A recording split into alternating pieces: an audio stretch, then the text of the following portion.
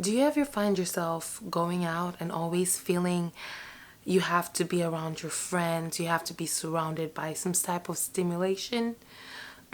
First of all, there's nothing wrong with wanting to go out periodically.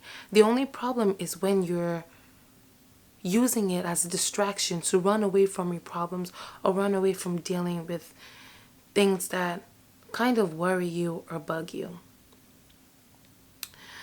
Do you ever find yourself going back and saying, darn it, I should have said it, or darn this, I should have done that? Just know this. At every given point in time, you're doing the best you can with the information that you have. Who you are is someone that's constantly changing. Who you are is someone that's constantly evolving.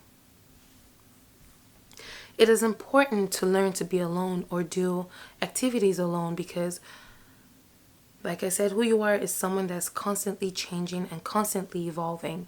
And as you are, your perspective is constantly shifting. If you look at the perspective you had 10 years ago or even 5 years ago and compare it now, you can see the change and the growth. Some certain things that you did then, you probably wouldn't do now. It's important to learn to be alone because you came into this world by yourself. But I don't want to be grim, but you're also going to leave this world by yourself for the most part. It's also important to learn to be alone because wherever you go, boom, there you are. Do you know that there's one person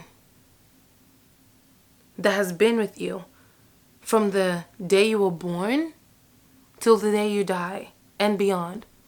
And that person is you. So you can't run away from yourself.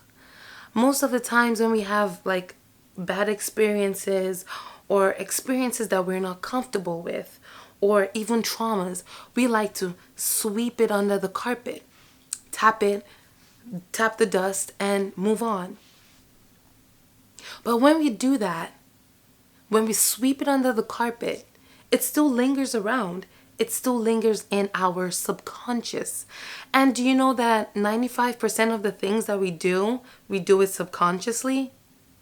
Yes. Only 5% of our life is ruled with the conscious.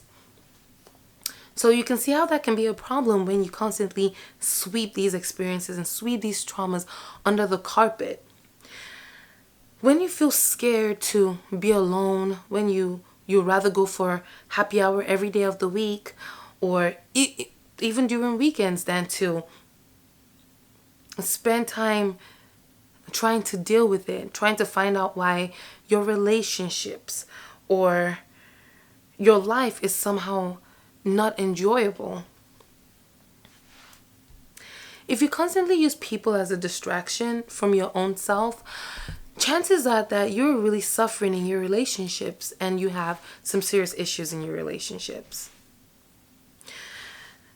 You might be expecting people to love you the way or the only way that you can love yourself. And the problem with that is that only you can love yourself the way you need to be loved. And it's not really any other person's fault because people love the way that they learned to be loved. You know, the only way that you can truly learn to love you is learning to be by yourself, learning to date yourself, essentially, getting to spend time with yourself, getting to really know and understand why is it you make these certain decisions or why you need to do these certain things. Being alone at first might make you feel uncomfortable, especially if you've not been used to that, especially if you've been so used to using this stimulations as a distraction from the event that cause us to be uncomfortable. But it's all part of the process. It's all part of life. Life honestly is very painful. Coming into this world, our mothers are in pain giving birth. We're in pain. we're busy crying, we came from a place of comfort where there's always food and warmth to a cold place with very bright lights. So, yes, life is very painful. The only thing we can do is reduce that suffering. And it first starts with knowing yourself and understanding yourself. So, if you don't like being alone, chances are that you're not really enjoying these other relationships, because you might be giving out more of yourself. Your boundaries might be so blurred because you rather have the acceptance from these people than for your own happiness or your own comfort. That isn't really fair on you, is it? No, it's not. So people, can sometimes make the mistake of saying that when you tell people that, maybe you just need to be alone or something, sometimes they can equate that to you feeling lonely, but they're not the same thing. I'll give you an example. I was speaking with somebody. Oh, oops. I was speaking with somebody a couple of weeks ago. And I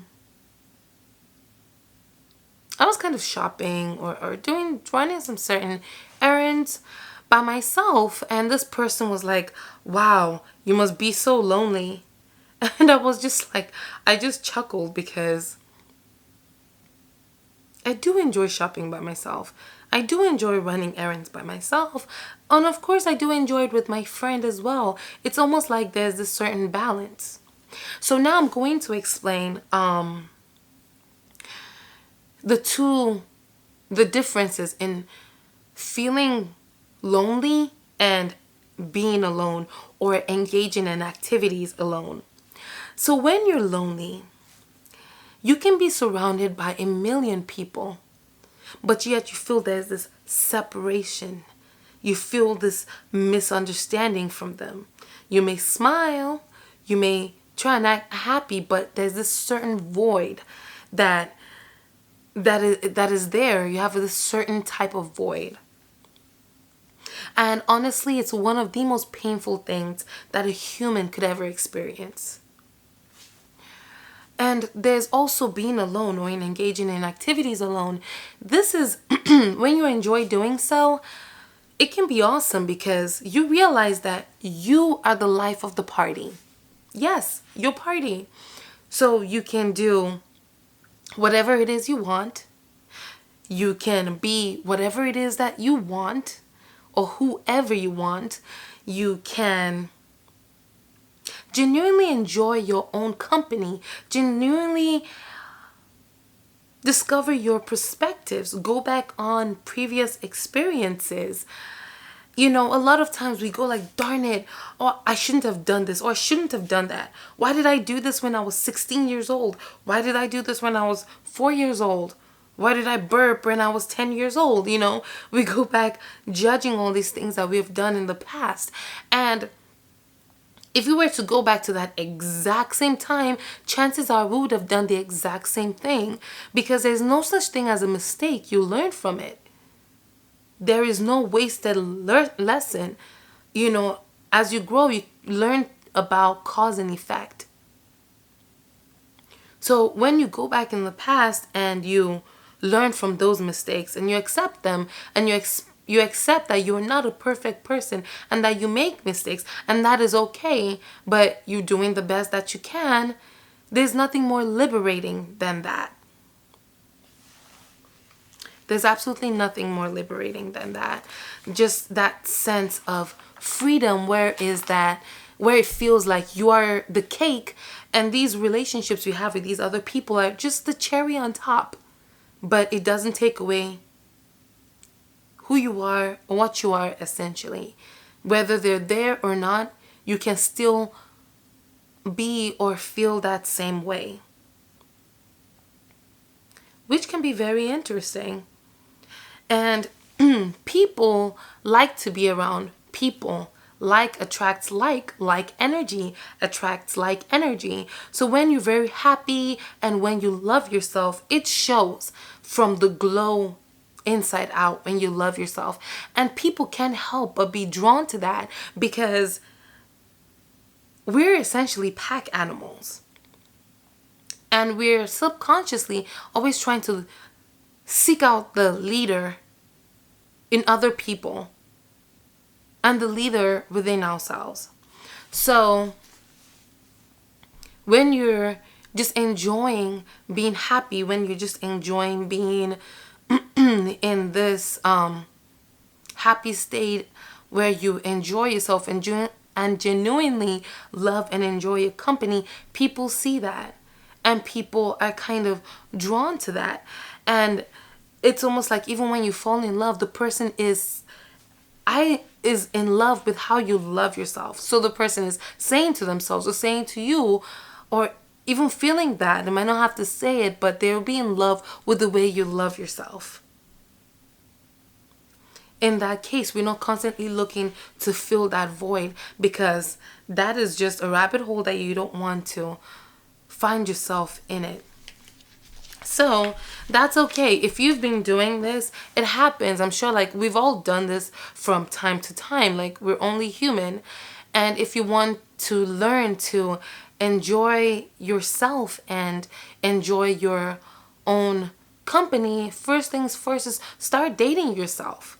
You can take out a piece of paper, ask yourself all the things that you would ask somebody when you're on a date with them. Ask yourself those questions. Let yourself answer those questions. Go to museums by yourself.